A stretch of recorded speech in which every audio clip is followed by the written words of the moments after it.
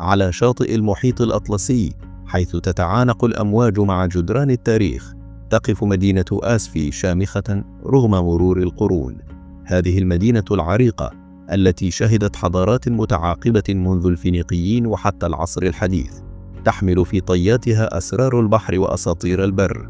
في مشهد يختلط فيه الحزن بالدهشة، انهارت في هذا العام في أبريل أجزاء من المعلم التاريخي الشهير قصر البحر، ذلك الحصن البرتغالي الذي ظل صامدا منذ القرن السادس عشر، حارسا للميناء وأسرار السفن القادمة من كل فج عميق. واليوم نعود إلى نفس المكان لنشاهد ما تبقى من هذا الصرح، ونوثق بكاميراتنا مشهدا يقارن بين الأمس واليوم، بين الماضي المجيد والتحديات الراهنة.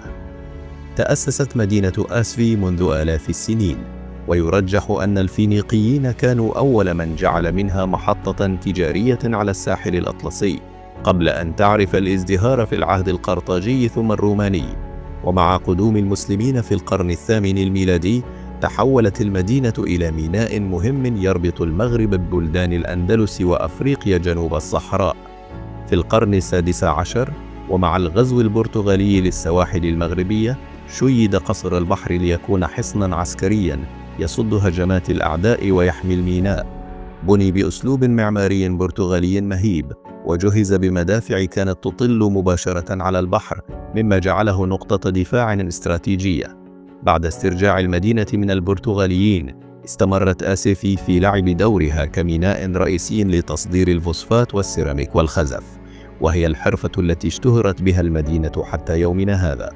فقد تحولت أزقتها القديمة إلى ورشات فنية تبدع أجمل القطع الخزفية التي وصلت شهرتها إلى أوروبا والعالم.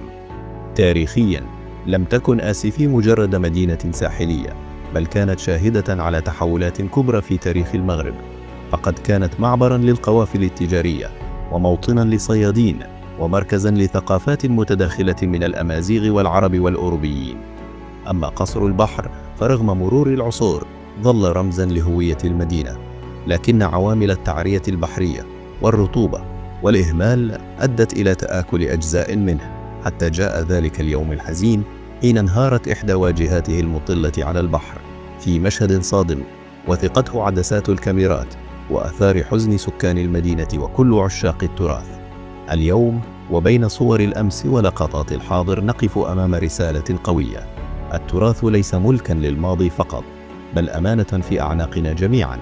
آسفي بتاريخها العريق لا تزال تنبض بالحياة، تنتظر من يحافظ على إرثها ويحكي قصتها للأجيال القادمة.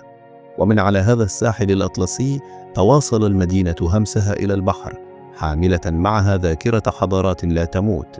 نأمل أن تكونوا قد استمتعتم بهذه الرحلة. لا تنسوا الإعجاب، التعليق، والمشاركة لدعم عملنا. شكرا على المشاهدة. أترككم الآن لتستمتعوا بمشاهدة بقية الفيديو. إلى اللقاء في الفيديو القادم، ومع السلامة.